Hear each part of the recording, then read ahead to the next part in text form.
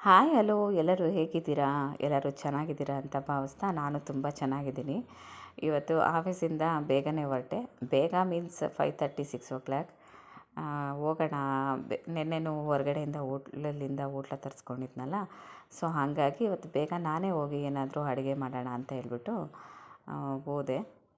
ನನ್ನ ಮಗಳು ಒಂದು 4:30ಗೆಲ್ಲ ಸ್ಕೂಲಿಂದ ಬಂದಿರ್ತಾಳೆ. ವ್ಯಾನು ಅಷ್ಟೊತ್ತಿಗೆ ಬಿಡುತ್ತೆ. ಮತ್ತು 5:30 6 ಮತ್ತು ಟ್ಯೂಷನ್ಗೆ ಹೋಗಬೇಕು. ಅವಳು ಹೋಗೋಷ್ಟರಲ್ಲಿ ಮನೆಗೆ ಹೋದರೆ ಟ್ಯೂಷನ್ಗೆ ಹೋಗೋಷ್ಟರಲ್ಲಿ ಏನಾದರೂ ಅವಳಿಗೂ ಸ್ನ್ಯಾಕ್ಸ್ ಏನಾದರೂ ಮಾಡಿಕೊಡ್ಬೋದು ಅಂತ ಹೇಳ್ಬಿಟ್ಟು ಬೇಗನೆ ಹೊರಟೆ.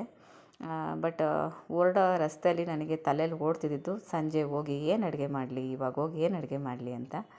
ಸರಿ, ನಮ್ಮಮ್ಮನೂ 2 ಡೇಸಿಂದ ನನಗೆ ಹೇಳ್ತಾನೆ ಇದ್ದರು, ಉಪ್ಸಾರು ಮಾಡವ ಅಂತ. ಸರಿ, ಫೈನಲಿ ನನ್ನ ಮೈಂಡಿಗೆ ಬಂದಿದ್ದು ಇವತ್ತು ಹೀರೆಕಾಯಿ ತೊಗೊಂಡೋಗಿ ಉಪ್ಸಾರು ಮಾಡೋಣ ಅಂತ. ಅದನ್ನೇ ಅಂದ್ಕೊಂಡು ಹೀರೆಕಾಯಿ ಎಲ್ಲಿ ನೋಡೋಣ, ಎಲ್ಲರೂ ಸಿಗುತ್ತಾ ಅಂಗಡಿಯಲ್ಲಿ ಅಂತ ಹೇಳ್ಬಿಟ್ಟು ನೋಡ್ತಾಯಿದ್ದೆ. ಒಂದು ತರಕಾರಿ ಅಂಗಡಿ ಅಲ್ಲೇ ಎದುರುಗಡೆ ಸಿಕ್ತು. ಸೊ ಚೆನ್ನಾಗಿರೋದು ಒಂದು ಅರ್ಧ ಕೆಜಿ ಹೀರೆಕಾಯಿ ತೊಗೊಂಡು ಅದನ್ನು ಬ್ಯಾಗಲ್ಲಿ ಇಟ್ಕೊಂಡು ಆ ಹೀರೆಕಾಯಿ ತೊಗೊಳ್ಳೋದನ್ನು ವಿಡಿಯೋ ಮಾಡೋಣ ಅಂದ್ಕೊಂಡೆ. ಬಟ್ ಅದು ಬ್ಯಾಗಲ್ಲಿ ಫೋನ್ ಇರೋದ್ರಿಂದ ವಿಡಿಯೋ ಮಾಡೋಕ್ಕಾಗಲಿಲ್ಲ.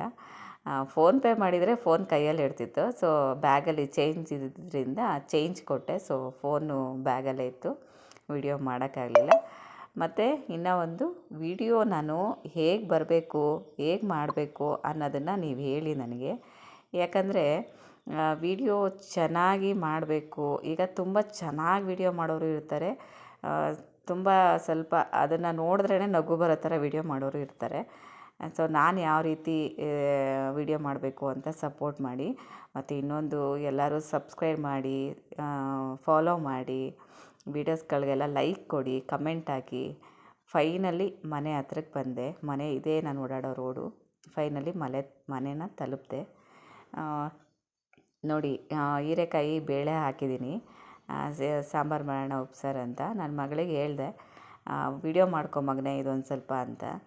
ಅದು ಏನಂತೇಳಿದ್ರೆ ಇಂಟ್ರೆಸ್ಟ್ ಇದ್ದರೆ ಮಾಡ್ತಾಳೆ, ಇಲ್ಲಾಂದ್ರೆ ಇಲ್ಲ. ಹೀರೆಕಾಯಿ ಬೇಳೆ ಹಾಕಿದ್ದೀನ, ವಿಡಿಯೋ ಮಾಡಿಲ್ಲ. ಬರೀ ಸಾಂಬಾರು ಮಾತ್ರ ಆದಮೇಲೆ ಇನ್ನು ನಾನೇನಾದರೂ ಹೇಳ್ತೀನಲ್ಲ ಅಂತ ಬಂದು ಸೌಟಲ್ಲಿ ಅಲ್ಲಾಡಿಸ್ತಿದ್ದಾಳೆ.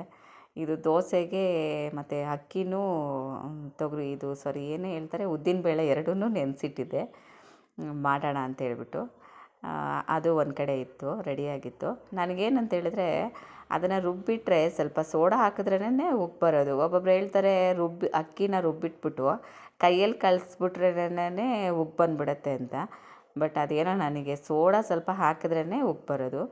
ಇಲ್ಲಿ ಫೈನಲಿ ನಮ್ಮ ಅಮ್ಮನಿಗೆ ಹೇಳಿರೋ ಥರ ಒಣಮೆಣ್ಸಿನ್ಕಾಯಿ ಖಾರನೇ ಅರ್ದಿದೆ. ನಮ್ಮ ಅಮ್ಮನಿಗೆ ಹಸಿಮೆಣ್ಸಿನ್ಕಾಯಿ ಖಾರ ಇಷ್ಟ ಇಲ್ವಂತೆ.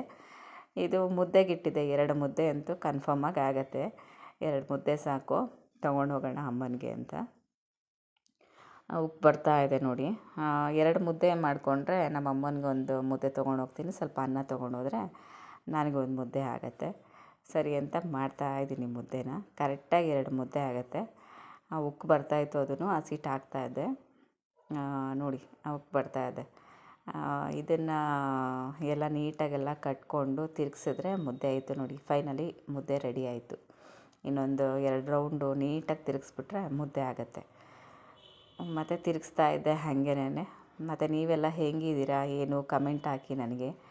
ನೋಡಿ, 2 ಮುದ್ದೆ ಆಯಿತು. ಸರಿ, 2 ಮುದ್ದೆ, 1 ಮುದ್ದೆ ಕಟ್ತಿದ್ದೀನಿ, ಇನ್ನೊಂದು ಮುದ್ದೆ ಕಟ್ಟಬೇಕು. ಸೊ ಬಿಸಿ ಆರೋಗುತ್ತೆ ಅಂತ ಹಾಟ್ ಬಾಕ್ಸ್ ಹಾಕಿಟ್ಟೆ. ಫೈನಲಿ ಅಡುಗೆ ಎಲ್ಲ ರೆಡಿ ಆಯಿತು. ಮುದ್ದೆ ಆಯಿತು, ಉಪ್ಸಾರು ಖಾರ ಆಯಿತು, ಉಪ್ಸಾರು ಆಯಿತು. ನನಗೆ ಹೊಟ್ಟೆ ಹಶ್ವಾಗ್ತಾಯಿದ್ದು ಅಂತ ನಾನು ಮುದ್ದೆನ ಹಾಕ್ಕೊಂಡು ಕೂತಿದ್ದೀನಿ ನೋಡಿ ಊಟ ಮಾಡೋಕ್ಕೆ. ಇವತ್ತಿನ ವ್ಲಾಗ್ ಇಷ್ಟ ಆಗಿತ್ತು. Thank you.